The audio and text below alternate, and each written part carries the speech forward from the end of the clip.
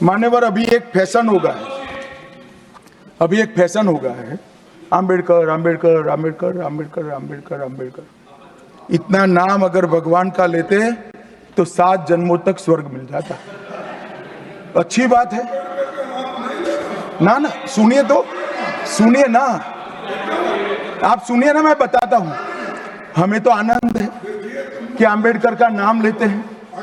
आम्बेडकर का नाम अभी 100 बार ज्यादा लो, परंतु सच अर्थ में आम्बेडकर जी के प्रति आपका भाव क्या है ये मैं बताता हूं।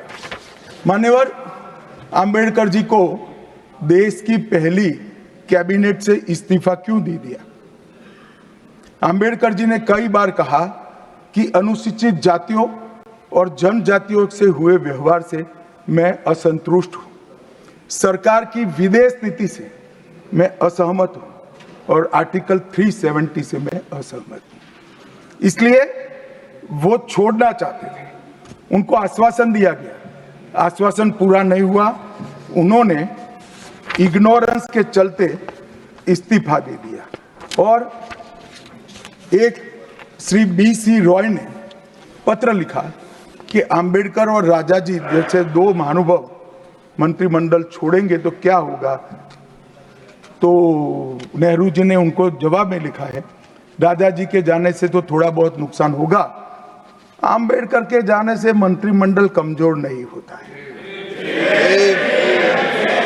मान्यवर, ये विचार जो खड़गे जी कह रहे हैं ना, क्या आपत्ति है?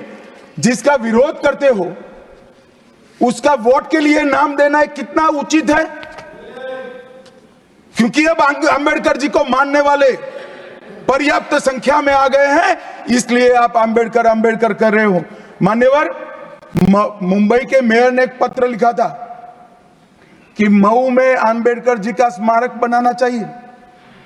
मऊ में जो आम्बेडकर जी का जन्म स्थान था, सुझाव लिखा। उन्होंने कहा आमतौर पर स्मारक निजी पहल से बनाने चाहिए।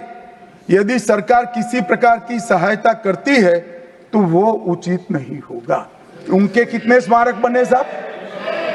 कोई स्मारक आम्बेडकर जी का नहीं बना, देश भर में नहीं बना। आम्बेडकर जी के स्मारक कब बने? जब भारतीय जनता पार्टी सत्ता में आई, तब मऊ में डॉक्टर आम्बेडकर के जन्म स्थान पर स्मारक बना। लंदन में अध्ययन करते थे, वहां स्मारक बना। नागपुर में शिक्षा दीक्षावलित वहां बना।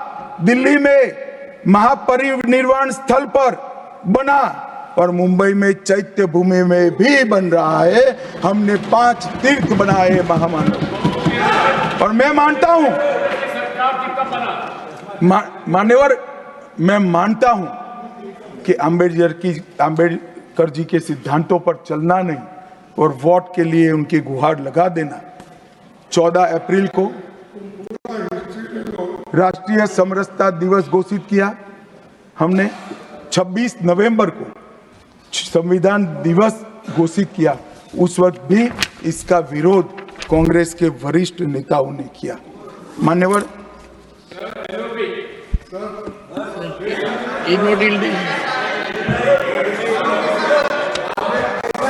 मान्यवर, 370 पर कई बार चर्चा हुई है। मैं ज्यादा कहना नहीं चाहता। सब जानते हैं कि एक टेम्पररी प्रोविजन को अनौरत संतान की तरह अपनी गोदी में 70 साल तक कांग्रेस ने खिलाने का काम किया और 370 हटाने के लिए लोहे का जिगर चाहिए।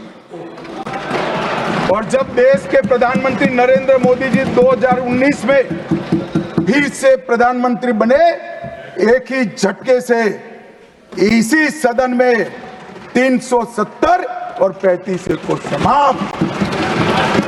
इसी सदन में कहते थे खून की नदियां बह जाएगी। खून की नदियां छोड़ो, कंकड़ चलाने की किसी की हिम्मत नहीं है। और मान्यवर, क्या हुआ? इसके बाद क्या हुआ? 35,000 पंचायत के सदस्य आजादी के बाद पहली बार चुनकर आए। 2 करोड़ 11 लाख एक वर्ष में पर्यटक आए।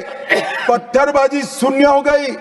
आतंकवादी घटना 92% कम हो गई। एरिया डोमिनेशन बढ़ा। 33 साल के बाद घाटी में थिएटर में रात्रि का शो चल रहा है। 34 साल के बाद ताजिया का जुलूस निकला। पहाड़ी, गुर्जर, बकरवाल और वाल्मीकि को आरक्षण मिला और घाटी के हर घर पर हर घर तिरंगा अभियान भी चला। श्रीनगर में फॉर्मूला 4 कार रेसिंग हुई।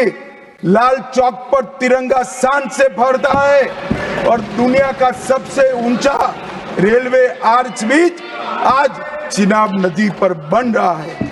सबसे बड़ी लंबी ट्रांसपोर्टेशन टनल फिर पंजाल में बनी और निर्यात रैंकिंग में अपना कश्मीर सभी यूटी में नंबर 1 पर निर्यात में आया।